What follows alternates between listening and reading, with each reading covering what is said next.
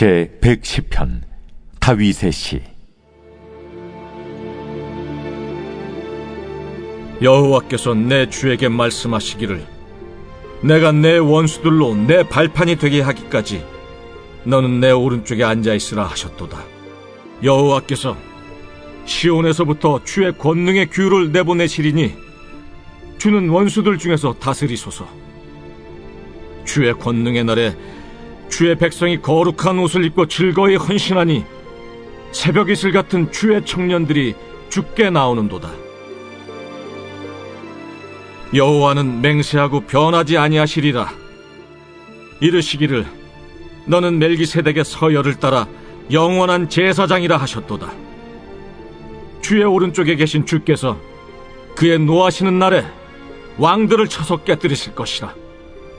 문나라를 심판하여 시체로 가득하게 하시고 여러 나라의 머리를 쳐서 깨뜨리시며 길가의 시냇물을 마심으로 그의 머리를 드시리로다.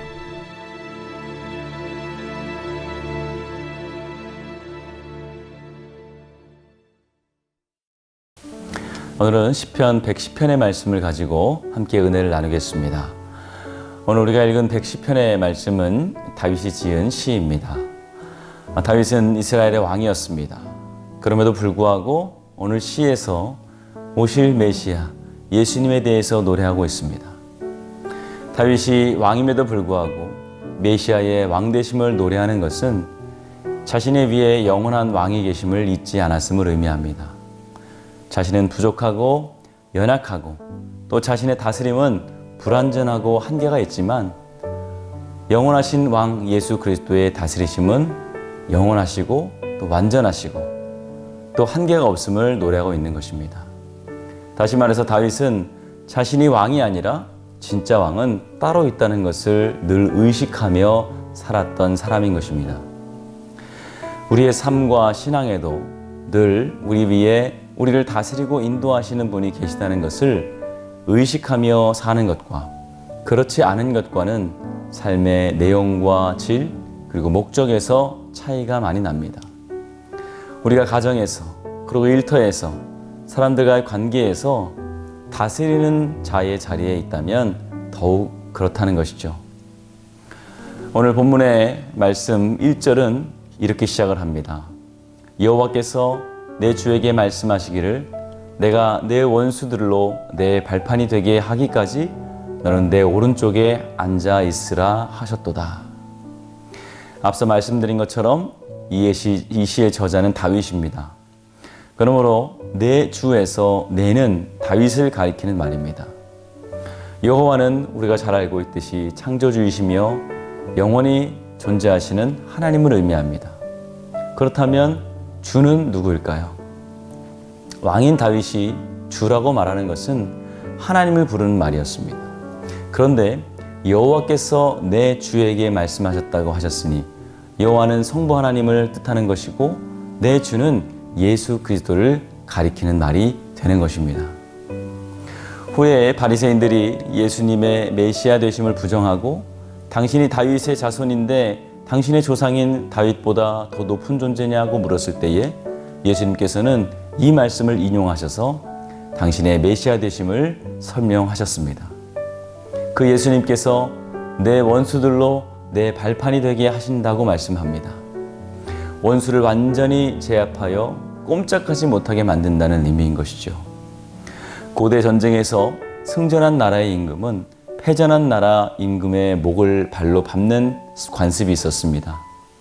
여호와서 10장에 보면 여호수아의 명령으로 이스라엘 자손이 기브온을 대신하여 가나안 남쪽에 위치했던 5 왕과 전쟁을 하는 내용이 있습니다. 이스라엘 자손들은 그 전쟁에서 승리하고 패전한 5 왕의 목을 발로 밟았습니다. 이것은 메시아 되신 그리스도께서 죽음의 권세를 깨뜨리시고 부활하셔서 사탄의 권세를 완전히 굴복시킬 것을 오늘 다윗의 말씀을 통해서 예표한 것입니다.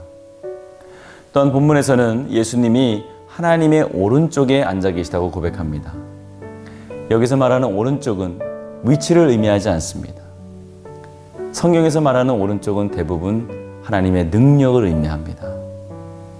그리스도인들이 좋아하는 성경 구절 중 대표적인 것이 바로 이사야 41장 10절의 말씀입니다. 두려워하지 말라, 내가 너와 함께함이라. 나는 내 하나님이 됨이라. 내가 너를 굳세게 하리라. 참으로 너를 도와주리라. 참으로 나의 의로운 오른손으로 너를 붙들리라. 이 말씀은 하나님은 왼손은 힘이 없으시고 오른손만 힘이 있기 때문에 오른손으로 붙드신다고 하신 것이 아닙니다. 우리 영이신 하나님께서는 오른손 왼손이 따로 없으십니다.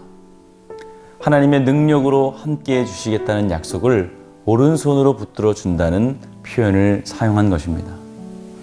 그래서 오늘 말씀에 너는 내 오른편에 앉아 있으라 하는 말씀은 이 사도신경과 같이 하늘에 오르사 전능하신 하나님의 우편에 앉아 계신 예수님께서 하나님의 능력의 자리에 앉아 있다는 것을 말하고 있습니다.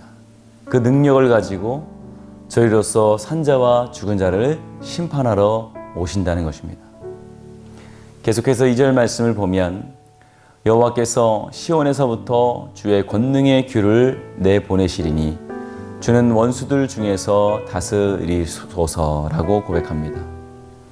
이 규는 왕이 들고 다니는 지휘봉이나 지팡이를 뜻하는 말입니다.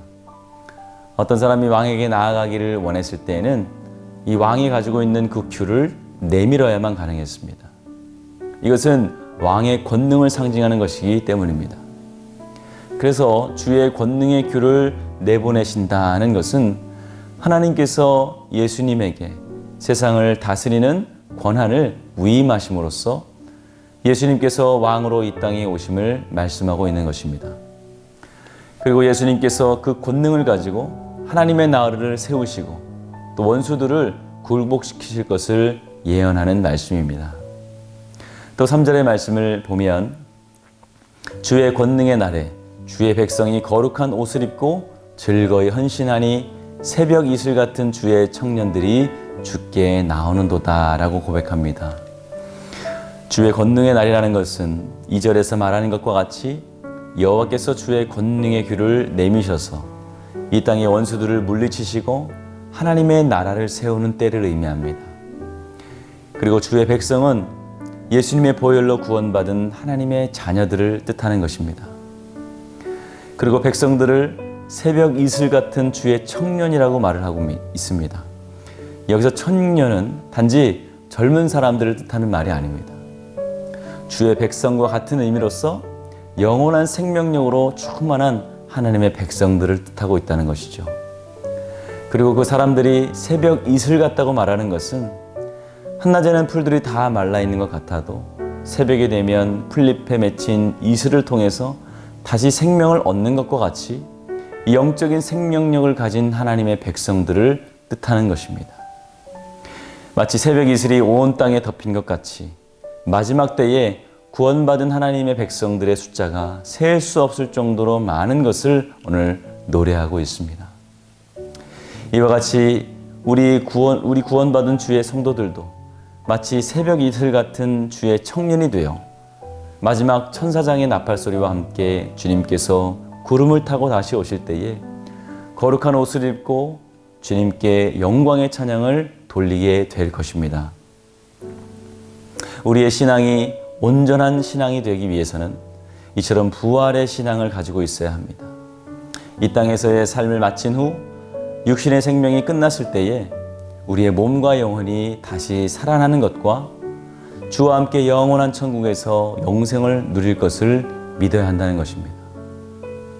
오늘도 하나님께서 우리에게 주신 자리에서 마음과 정성을 다해서 예배하며 장차 이 땅에 구원의 주로 다시 오실 예수님께 우리의 시선을 집중하고 나아가야 되겠습니다. 내게 주신 사명을 감당하되 내게 주신 가정과 이웃을 내 몸과 같이 사랑함으로써 다시 오실 예수님을 우리가 만났을 때 새벽 이슬과 같은 주의 청년처럼 담대히 하나님 앞에 나아가시는 복된 주의 성도들이 되시기를 주님의 이름으로 축원합니다. 기도하겠습니다.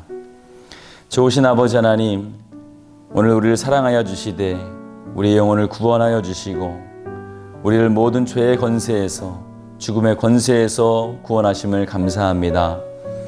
오늘 하루도 주의 이슬과 같은 청년과 같이 구원받은 백성으로서 주님 앞에 거룩하게 나아가게 하시고 주님을 노래하며 예배하는 주의 백성들이 다 되게 하여 주시옵소서. 아프신 분들이 있습니다. 아픈 부위에 보혈의 손으로 안수하여 주셔서 깨끗이 나음을 얻을 수 있도록 도와주시옵소서. 코로나로 인하여서 온 백성이 힘들어하고 있습니다.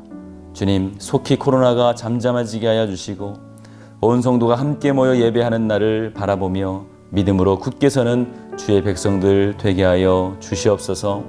담임 목사님 사역 가운데 늘 성령이 함께 하여 주시고 말씀을 전하시고 기도하실 때마다 그 말씀대로 기도대로 역사하여 주시옵소서.